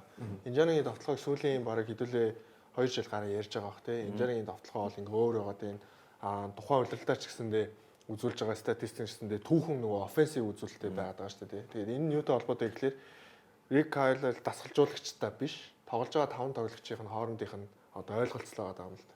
Энэ юутай холбоотой гэхээр Индиана яг төлөвлөсөн давталгааны дагуу ерөөсөө явахгүй байгаа. Тухайн моментод тоглогч нар хаана байна? Тоглогч нар ямар байрлал эзэлж байна? Халибертон ямар давуу талд үүсгэсэн байгаасаа шалтгаалж тухайн одоо давталгааных нь хувилбарууд нь рандом яваад байгаа байхгүй. Өөр дахин давтагдахгүй. Тийм учраас нөгөө багдаа ч юм уу хамгаалахад ч юм уу нэг л давталгааны хувилбар ч юм уу нэг л давуу талаа ашиглах гэхээсээ илүү тухайн моментонд гаргаж байгаа бүх юмнуудаа ингээ гаргаад байгаа. Өөр гаргаад байгаа учраас эсрэг багт хамгаалахад хэцүү. Дээрээс нь Оксигээс 2 хожилж бас авсан байгаа гэж бодож байна. Несмитийн тоглолт байна, Матюрны тоглолт байна, Макконнелл байна, эсвэл Сиакам өөрөө байна, эсвэл Халибертон ч юм уу, эсвэл Оби Топн ч юм уу ингээд X factor болох тухайн моментондоо одоо өөрсдөндөө олдож байгаа боломжоо маш сайн ашиглаж байгаа тоглогч нар байгаа байна. Энэндээ өөрсдөндөө маш их ихтэй байгаа байна.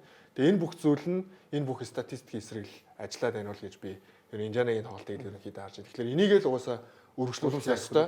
Тэгээд мэдээж Шейн одоо хамгаалтан дээр Шейг өшөө сайн хязгаарлах ёстой. Хэрвээ ингэж чадах юм бол Индианад бол хожих боломжтой гэдгийг бол аль хэдийн бас харуулчлаа гэж ер нь бол тийм. Ер нь бол финалд хожих боломж Оксиг давж гарч чадах баг нь магадгүй баг Индиана л юм шүү. Энэ үйлрэл баг л.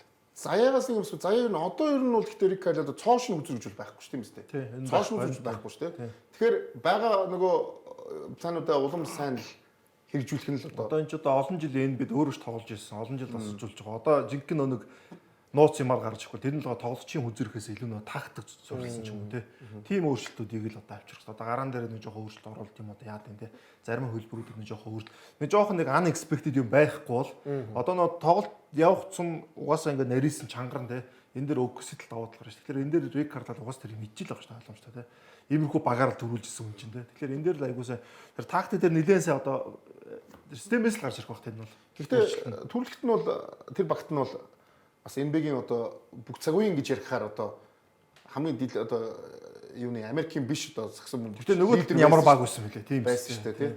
Нөгөөдхийн баг нь бол амар баг байсан. Дээрс нь NBA-гийн бас шилдэг холбогчтой байлаа. Бүх цаг үеийн ихний 3 дахь холбогч байлаа Джейсон гэдгээд.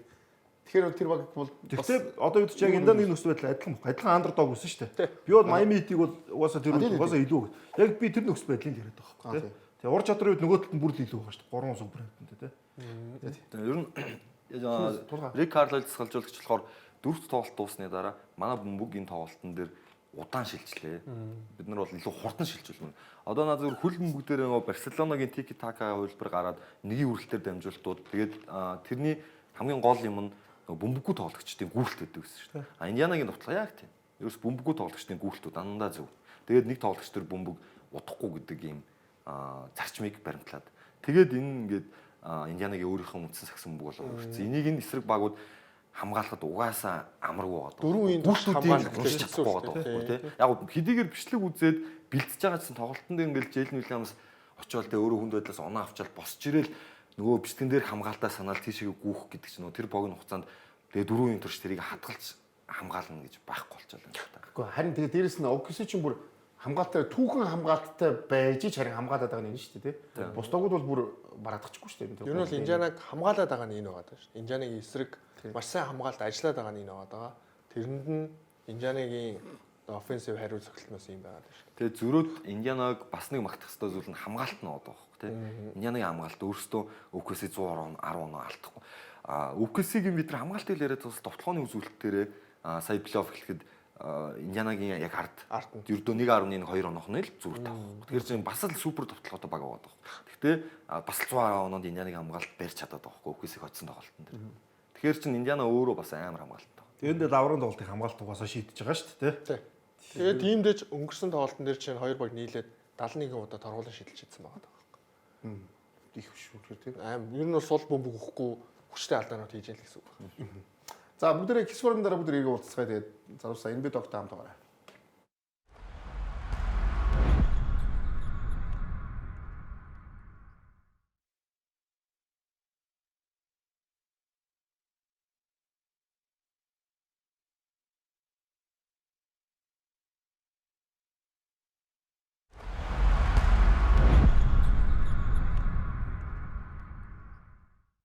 За энэ бид тогтоогоо бүх хүмүүстээ баярлалаа. Тэгээ өнөөдөр бид нар бас дөнгөж сая тавхан үзэж эхэлж байгаа бол өнөөдөр энэ бид ток юм бас алтрын техник гişүүн.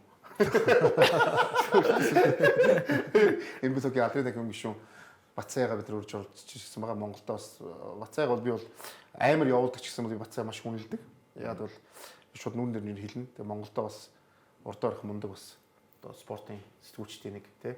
Тэгээ маш олон бас залуучууд бас заяаг бас заяа шиг одоо сэтгүүлчд болно гэж бодож бас олон хүнд бас инфлюенс өгсөн хүн байх гэж боддог байхгүй тий. Зөвхөн спорт юм шиг Спорт юм шүү дээ. Одоо ямар гоё пүүцаар бүх төрлийн ямар гоё пүүцаар ах юм. Бүх төрлийн мэдлэг хэлж байгаа чи юу пүүцөөс.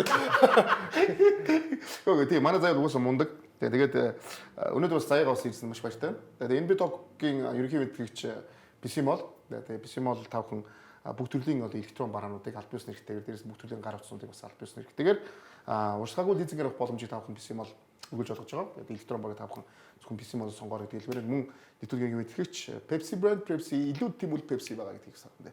Хитатай байна. За тэгээд өнөөдөр өглөө боссон чинь энэ мэдээллийг би л өнөөдөр харлаа өглөө.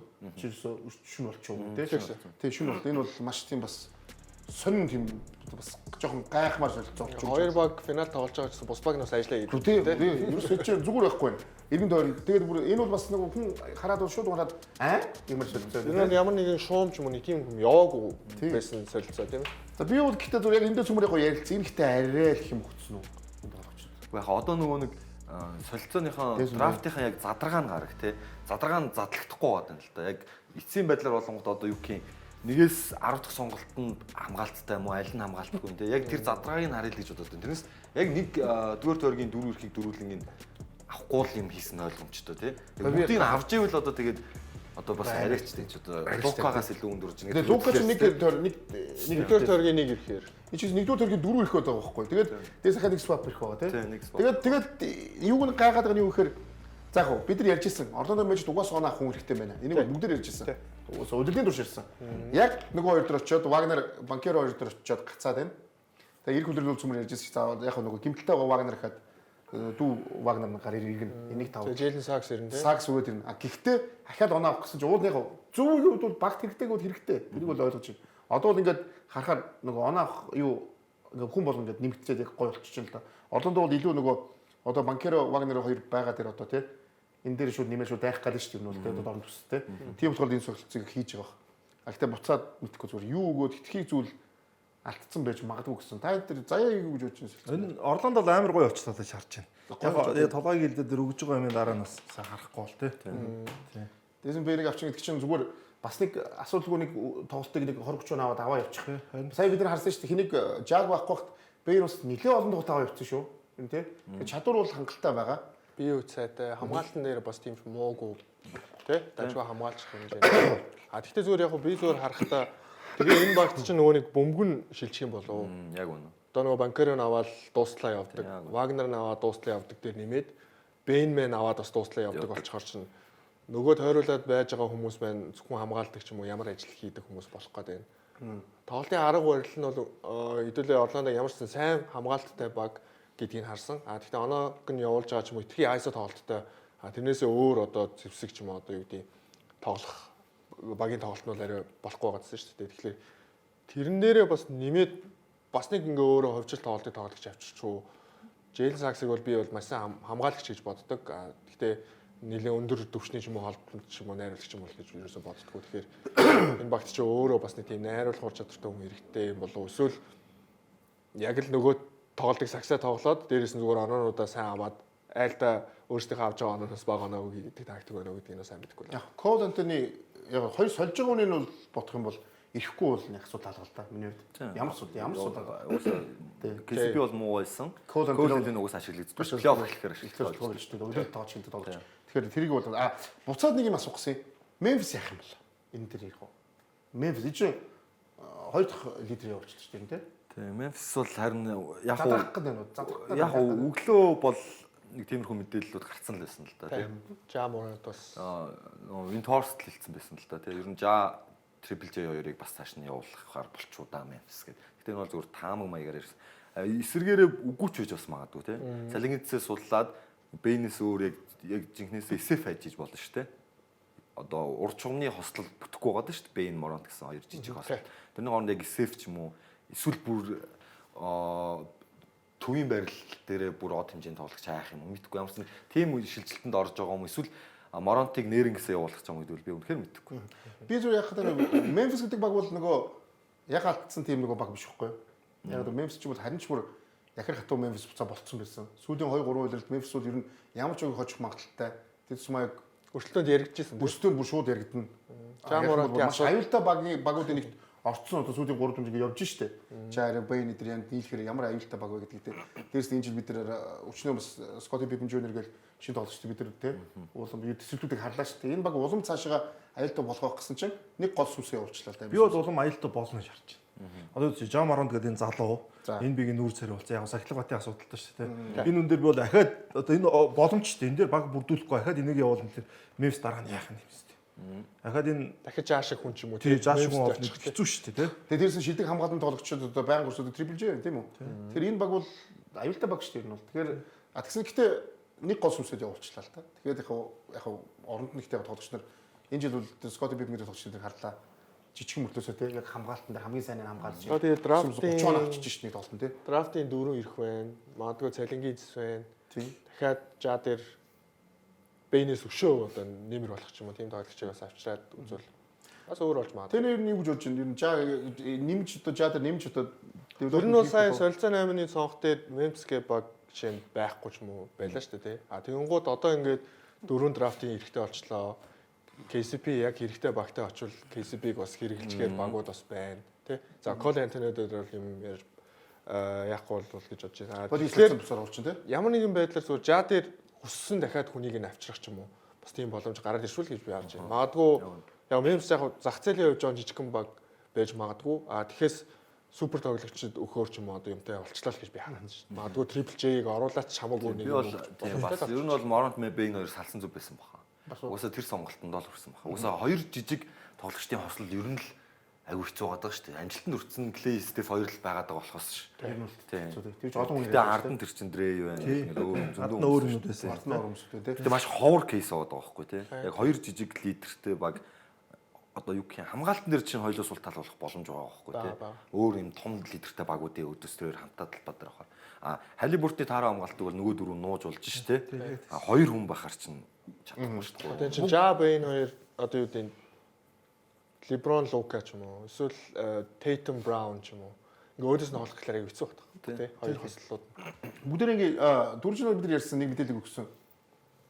Ярьсны дагуу нөгөө төл чинь энэ бит токныг сонсоод нөгөө тасалжуулагч алдсан шүү дээ. Яг ч. Тэгээд тэрнээс хойш яг нэгсэж чаа. Гэтэ өнгөрсөн дөрөвд яг нэлээд ер нь одоо нааныгоо шилж ин даа гэдэг мэдээлэл маш гахалтай шүү дээ. Бүх багуудыг тасалжуулагч бүр зүгээр ажиллаа хийж явж байгаа багуудын тасалжуулагчтай уулзж чинь тий. Энд ч одоо Джейсон Кид, Удок, Крис Финч тий. Гэтэ бүгдээрээ бол бүгд баг дээр ажиллаж байгаа. Тэгээд нөгөө төл мэдээж яг зүгээр ингийн оюугаар хэлэхэд зүгээр зайлаа гэсэн мэл л дээ. Тий. Зүгээр явуулчгаа яваач зайлаач гэсэн мэл л дээ.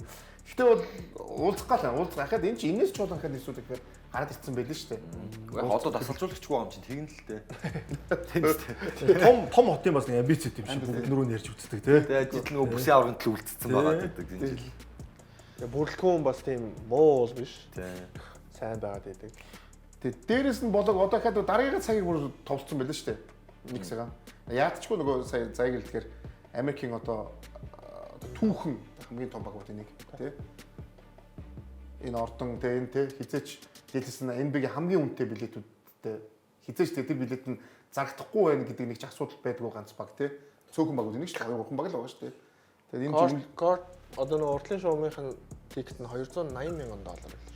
Сая плей-офф юу юм. А бусад багийнх бол нэг 2,000 ч юм уу 5,000 ч юм уу тэр явцаа байдаг бол Йокиг бол тийм байд юм байна. Найз охинтойгоо нэг тоглолт үзсэн гэсэн чинь $500,000 билет авчих юм шүү дээ. Хоёр цаг болоод дуусчих. Тэгсэн чинь балраад бүр 7 тоглолт моголт гараад бүр шатаад. Би чамдаа хайртай би чамд энэ цувралыг үзүүлнэ гэдэг дотроо 4 тоглолт ботсон гэсэн нэг 7 тоглолтод нэмээ сая 500 шүү дээ. За тэгээд энэ талаар болохоор Майк Браун болон Тэдер Дженкинстэй тасрал дууддаг тоглолцсон байсан тийм ээ. Тэгэхээр нэг сууд яатчгүй. Ер нь Jenkins дээр боох юм шиг байна дөө. Тийм ээ тий. Ажилгүй free agent байгаа дээр нь тий. Тэгэхээр тэрэн дээр л буух бах тий. Бус нь ажилтаа байгаа шүү дээ. Тэгээ Jenkins дээр буугаад ч уг нь буруутахгүй дээ. Тэгээ гол нь нөгөө нэг Cat Branson гэдэг нөгөө лигт байр суурь олцсон тоглогчид хэрхэн хүлээж авах нь л гэдэг дээр жоохон санаа зовоод байгаа тий. А Jenkins цалжуулагч л өөрөө ингээд драфтлаад ч юм уу ингээд залуу тоглогчдыг дээр ажиллах одоо Memphis-ийг бол үнэхээр гоё босгосон шүү дээ. Гэмтэл алаа ийцэн болохоос шүү. Тэгээ ийм нөгөө лигт хүлэн зөвшөөрөгдсөн тоглогчид Jenkins тасгалжуулагчийг харин хүлэн зөвшөөрөх юм болов уу гэдэг асуулт. Залуу тасгалжуулагч болохоор тий. Би угаасаа хэнийг бол та тохирохгүй гэж угаасаа Майк Браун угаасаа бид нар ярьсан шүү дээ. Тэрийг одоо олон жил харлаа.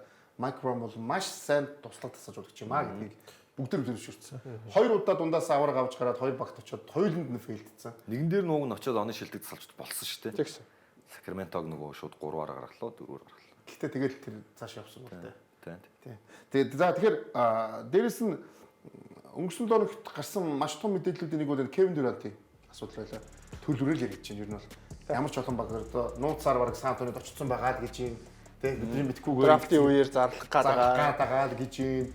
Ер нь бол румер бол одоо маш явж байна. Үнэхээр их явж байна. Одоо яах юм мэдэхгүй. Тэгээ очих худалдаа багууд нь бол мэдээж Miami Rockets, Minnesota Spurs гэдэг байгаа тийм. Ер нь Spurs-ийн мэдээлэлтэй ямар их гарч байна. Би сурхал бол заримдаа цуглууд гэж байгаа ер нь бэлдсэн л байдсан шүү. Ер нь бол ер нь зүг зүгээрээс цуглыг гаргадаггүй шүү дээ.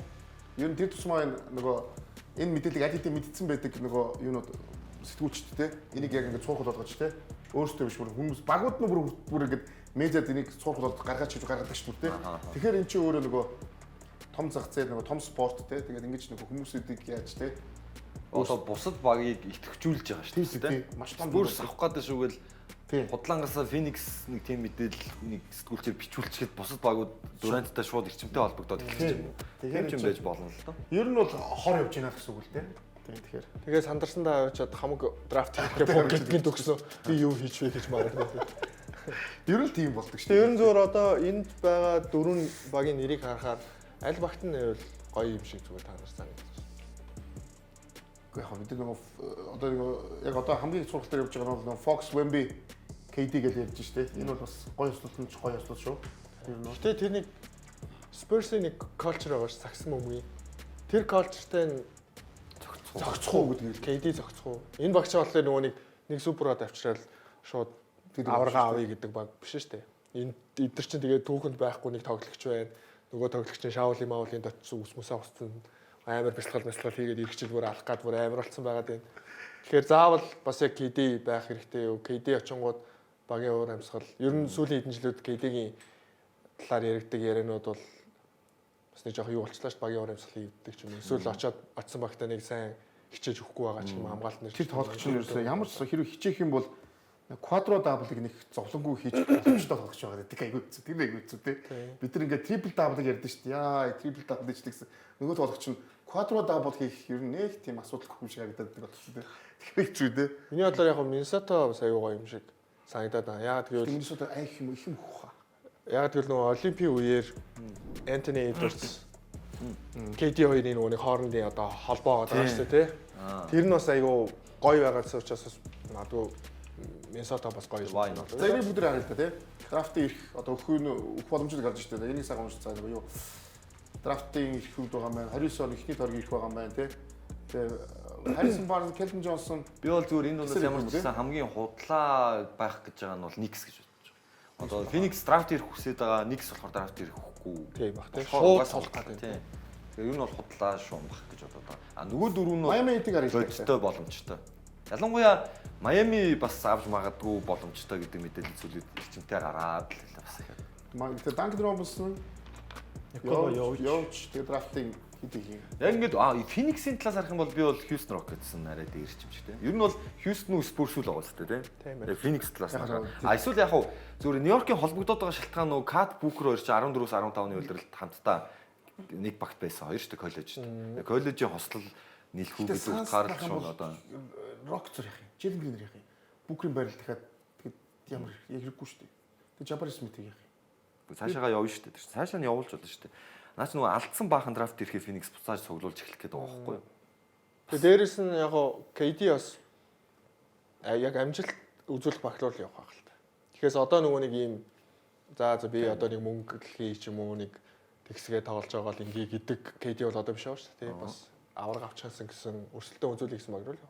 За бас За яах хаашаа явна гэж тэгээ за Би бол одоо үнэхээр юу алах таамаг. Тэгээ би KD-тэй багууд нэг явахгүй харин хэцүү шүү одоо дээ. нас нэг болчих 30 удаа авлаа. Тийм тэгээ KD-г аваад өөр юм хайсан тэр бол шууд байна. Би бол яг очил Spurs өдөрт бол би бол арай гайгүй тохирох болоод ч. Fox fan би байна шүү дээ. Тэгж алаад авраг авахгүй ч гэсэн зүгээр те нэг бас нэг үзээтэй хөрхөн барьчих. Ер нь бол нэг тийм сайн оноо түүхч боловч яг тийм багийн лидерийн сэтгхүү характер нь байхгүй шүү дээ нөхөрт бол тий. Авраг авсан голдонд очиж авч байгаа шүү дээ. Тэгэхээр өөр багууд дээр очиод яг тийм яг лидер ч юм уу тий. Яг үндэ би хамгийн сайн тоглолт нь 2010 оны дэлхийн авралж одтой хүндээ дүүргт болдог. Яг өгсөд Энд дээр бол халдیں۔ Яг багийн лидер болоо тий. Тэгээ өөр ингээ яг лидерээр ингээ энэ хүн чинь ингээ өгсөд өгөх лидер байсан юм байгаа шүү дээ. Гэхдээ лидертэй түүж чадаагүй шүү дээ. Түүж яг залуу байсан. Залууг яг бага бол авч явсан шүү дээ. Бас гаргасан шүү дээ. Гэтэ энэ чинь ингээ их мөнгөтэй болоод ингээд олон баг дамжуулт энэ үнэ чи хэн бэ гэдэг нь харагдаж байгаа хэрэг. Багийн уур амьсгалтай, сахилга баттай тий. Өөргөө яаж зориулах үү те тэр амар чухал байгаа. Тэгээ өөргөө тэг шууд хэлдэж шүү дээ. Надад угаасаа нэг юу чухал биш ээ. Надад одоо мөнгө чухал гэж шууд тэргээ хэлчихсэн шүү дээ. Тийм үү? Тийм шүү дээ. Тэр чинь тэгээ хэдэн жилийн өмнө гэж хэлсэн. Одоо авраг бол одоо нэг хамаагүй би зөв мөнгө сайн гэж шууд хэлсэн төв шүү дээ. Тэгэхээр тэр чинь нэг тийм амар гайхаад байх зүйл биш л байна да. Одоо зүгээр нэг үлдсэн хэдэн жилээ сайхан ингээл нэг те. Тэгэхээр нэг яг нэг хичээгээл ингээл те. Авраа аваад. Харин тэр чинь жуул байхгүй. Хичээх хэрэгтэй байхгүй. Тийм үстэй. Ари энэ хүмүүнээс бол тийм хараад. Нөгөө баг хичээгээсээ энэс хичээч бол алах гад юм шиг байна. Манай нэг номерын хичээх хэвээр хүн байх гээд авах гээд байдаг. Тэгсэн чинь нөгөө хүн орж ирээд өө гэ байгаад байгаа тийм хамгийн одоо ахмад настай үлгэр дөөрээл үзүүлнэ. Юу үлгэр дөөрээл үзүүлэх те. Тэгээ тэр үлгэр дөөрээл үзээд багаа нэг одоо хувцас хүрээнд дөрөв чинь яриа нүртэл айгу жинтэй өссөн шүү дээ. Би өнөөдөр бас саяхан бидний мэдээлэл харсан энэ юу Houston Rockets-тэй холбоотой мэдээлэл. Стивен Адамстай Rockets-ын 3 жилийн 30 би энийг бол хараад энэ харьцаар ямар хямдхан гэр хийвч гэж хэлсэн. Одоо үед цагсан дээр Стивен Адамсаа ямар хэцүү бид нар зовлонтой гарсан шүү дээ. Стивен Адамс багт бол хамгаалалт дээр доошоо гайхалтай шүү. Стивен Адамс амар зовлонтой байсан юм байна. Одоо мөнгө төгрөхгүй.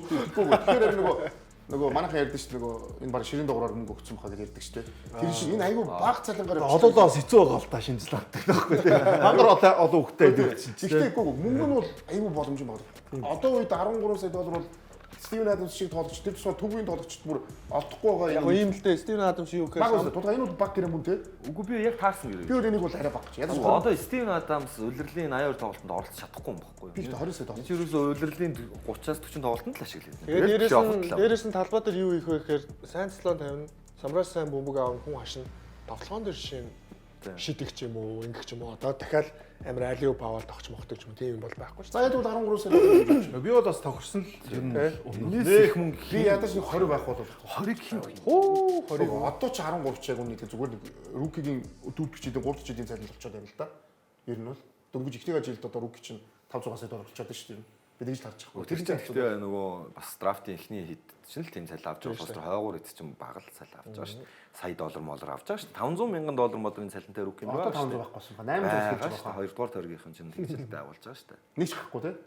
Тэгээ тэр 3-4 саяын цалин авж байгаа руки тоглогч нар чинь нэг тийм өсөх потенциалтай учраас тэдэнд чинь мөнгө төлөх нь бол боломжтой болчиход шүү дээ. Адамс ч бол уруудж байгаа гэж байгаа шүү дээ. Адамс одоо энэ жилийн плей-офф шигээ яг дараа жил байлаа гэж тэрийн дараагийн 2 жил байх уу?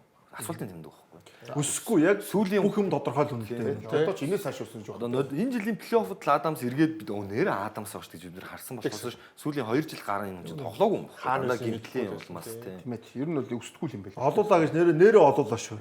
Их чинь амар мундаг. 13-уулаа л үү. Их чинь амар мундаг олимпийн авраг нөхөр байгаа шүү дээ. Бүрэн сэтгэлгэлтэй. Валери Адамс гэдэг. Тий. Манай яг олон улс цаа гэдэг чинь энэ нэрийг одоо бид нар өгсөн шүү дээ. Олон улс цаа. Олон улс цаа. Чиний өгсөн дээр тий. Олон улс цаа чи бид нар гэдэг. Миний өгсөн нэг л дээ олон улс цаа гэдэг. Угаас олон улс дээр заяагийн бүх юмыг мэдэхгүй юм байхгүй хаа. Тэр чинь одын боли бүх юмыг бүгднийг мэддэг те. Ойрхон өөр олон улс толботой мэдээлэл. Манай Янс мэдээлэл нь одоо олон улс чи олон улс тий. Яг зөв яг Янс гэр. За Янстай холбоотой бүгд мэдээлэл гарцгаая. Олон улс чи яг олон улс шүү дээ. Грек тийм ээ. Сүүлд нэг подкастт орохдоо Янас тгээ ярьсан юм байна л да. Ер нь Milwaukee Bucks багтаага бас авраг авахыг хүсдэг те хүсэж байгаа ч юм уу. Тэр ярианаас нь болоод Milwaukee Bucks-та буцаад Янас үлдэх үү гэдэг одоо яриа гараад эхэлсэн юм байлээ. Тэгэхээр бол Янас ер нь бол явах нь бат болцсон те. Тэгээд ер нь Янасын солилцоог багууд тэр чигээрээ хүлээж байгаа. Тэрний араас одоо дараагийн нөгөө солилцооны юмнууд явах гээд байгаа. Янас магадгүй өөрөө юу хүлээж байгаа ч юм уу одоо драфтын сууглаг тий. Тэр өөрөө бол тэр цаан дээр зүрхнийхээ мохортол хөрх юм. Warriors уучлаа. Warriors яач юм уу? Зүгээр хэлсэн юм. Warriors чинь дараа жил явах гэж юм байл ш. Би мэдээллийг оруулах гэж байгаа. За муу бааж яхаа гэж байна. Дараа жил ингээд түүхэн хамгийн их мөнгө зарцуулсан баг болж байгаа юм л ш. Тий. Одоо тоглогч аваагүй юм байж чи тий. Одоо тэр үжээ болцсон юм бэл. Одоо Янасын солилцоо одоо NBA-гийн аврагын өөрчлөгдсөн солилцоо байна тий. Одоо энэ солилцоо хаана чинь тэр баг бол ерөөдөө тэгэл финал руу үлдэх. Тэр бүр бүсийн өөрчлөлт орох. Тий, харин өрөн дөрөв очвол дорн дөрөв аларлаа шүү. Тэгэхээр энэ чинь амар том байна солилцоо бол багхгүй тий. Энэ үн чи одоо Дюрантай харьцуулаад даваад нэр багхгүй. Айгуу сахилгаат нөө багийн өнөг ялыг гэсэн тий. Одоо дотоод юм байдаг учраас аврагч болгоцсон тий. Зогсоогдчихгүй тэгээд тий. Энэ чинь авч үзээгүй шагнал байхгүй шүү дээ. 6 дахь тоглогчоос ахуулаад амжилттай гэсэн. 6 дахь нь уучлаа амжилттай гэсэн тоглогчоос ахуулаад шилдэг хамгаалагч MVP. Жостоноор авраг Янс шиг ийм бүгдийг авсан байхгүй хаа тий. Жордан мөш 6 дахь тоглож авахгүй шүү дээ тий. 6 тоглож аваагүй шүү. Би андуурсан шүү. 6 аваагүй. 6 аваагүй харин жамаг ихэд би андуурчихсан. 6-ыг андуурчихсан. MIP авсан. MIP авсан. MVP авсан. Финалийн MVP авсан. Авраг авсан. Жорж MIP байхгүй шүү дээ. MIP байхгүй. Жорж анханасаа MIP орж ирсэн. Rookie of the Year гэдэг тэгээд тий. Жордантай бол тоглолоо. Олимпийн авраг авахгүй шүү дээ. Хинт? Янаст. Олимпийн аврал байхгүй юм тий. Олимпийн авраг баг. Дэлхийн авраг. Тэр бол шигшээ арай өөр. Тэр бол хэцүү л. Тэр бол тийм грекийн шгшээд Одоо тэгээ яг өөрөг нь байх багт нэг мөнгө авсан. мөнгө авсан. Дөрөв нөө Америкийг очиж Новицкигоос бид нар нэгтгэдэг адилхан байхгүй тий. Новицки чинь зайлшгүй нэг бас хүрэлттэй өлөө юутай лээ тий. Хүрэлттэй. Тий нэг хүрэлттэй. бас болж тий. Нэг хүрэлттэй. Чирсээр Чирсээр хүрэл авчирсан зайлшгүй. Новицки бол. юм чи грек чинь нэг хожичоо тэгээд Америкийг хожичоо хожигдсон шүү дээ. Испанд очиж. Испанд хожигдсон тий. Одоо тэгээ Янас яг prime үе дээрээ байгаа. Бүх юм бүрдсэн, бүх юм болцсон байгаа үе дээр. Тэгээд мэдээж өөрийнх нь хувь хүнийх нь үзэл бодол нь бол багста байхыг хүсдэг тий. Одоо үнэнч гэх юм уу, loyalty гэх юм уу. Нөгөө талаас бол нөгөө нэг авраг авмаар гэдэг passion нь багст байхлаар боломжгүй болчиход байгаа учраас энэ хүнд бол дахиад нэг юм уу хоёр авраг л илүү чухал байгаа юм л да. Тэгэхээр ер нь NBA-г өөрчилсөн том солилцоо болох юм бол гэж хараад. Би бол Milwaukee дээр бодож байгаа. Хэрвээ Янсгаа авч үлдэх юм бол одоо систем жоо өөрчлөлт хэрэгтэй. Брүк Лобс өмсөг явуулаад арай өөр. Брүк Лобс уусаа явах юм байл л тий. Өөр баг бүрдүүлж тий. Тий өөр баг бүрдүүлэхгүй яг нэг юм дээр ингэ гарцсан байсан шүү дээ. Брүк Лобс уусаа явахаар байгаа. Тэгэхээр Брүк Лобсыг юу нь бол мэдээж яг сонирхож байгаа багт бол маш олон байгаа юм байна шүү дээ. Энийг 2 юм хийх хэрэгтэйсэн бохгүй багс. Юу нь бол тий одоо оройтцсан тий. 2 юм нийцсэн бол Янс жин багтаага үлдэн нэгцэн арай өөр төр зурагтай. Тэгэхгүй одоо ингээд хацсан шилханд орсон. Тэгээд нэг цагийн тулгаад өөрчлөлт хийж ийн гэснээр авч нөгөө Лилард хажууд нь сайн оноо авдаг, сайн клач тоглож авчаа гэдгсэн чинь барыг дортч байж тий. Кузмаг авчиждаг уу? Кузмач бас ядсан л юм болчлоо л да сүүл. Тэд чадсан юм болчихлоо тий. За юу вэ? Эх 7 хоногт болохоор NBA Talk-ийн 40 дугаар. Тэгээд бид нар ер нь юугаа хурцчих واخа тий. Ер нь Ядагчаа юу? Ядагчаа баг үлдсэн байх. Өнөөдөр чинь манай дараагийн дугаар чи 23 дагаа. Яг 23 дах лөө. Тэр өглөө яг юуны аваргаар 7 тоглох гарах Тэр 7 тоглох гарах юм бол яг аваргийн тоглолтоо ярина гэсэн. тоглолтоо яг дууссан юм байна. Үгүй бол болцсон байх юм байна тий. За тэр Premier Sport Network-ээр гарах тоглолтын хуваарийг тавхан харж байна. 6 сарын 17 Маргааш. Тийм маргааш Маргааш өглөө 8:30-аас 8:30-аас цувралын 5 дахь тоглолт явах нь. 6 дахь тоглолт нь 20-нд 3 хоногийн зайтай л явах гэсэн үг. Тэгээ бид нар мэдээж хэрэг финалаа ярьчаад дээрэс нь драфтын нөгөө юунуудаа яриад эхэлнэ. Тэр чинь драфт болоход 2 хоног дуусчих шүү дээ. Тий, драфтын тоглогчдоо mock draft-а цөмөр хий гэж юу нэрсэн бас тийм ээ. Тоглогчдоор хий. Тоглогчдоо бид бас NBA Talk-ийн гишүүд мөн өөрсдөө mock draft хийсэн. Тэгээ тий. Ер нь яг ихний нэг 10 тоглогч ч юм уу тийм ээ. Mock draft ер нь ямар 10 тоглогч илүү байх юм бол гэдэг тэрийг бас үзье тий.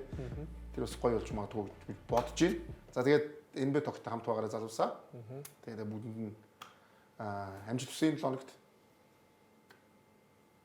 Сайн хамсгаар.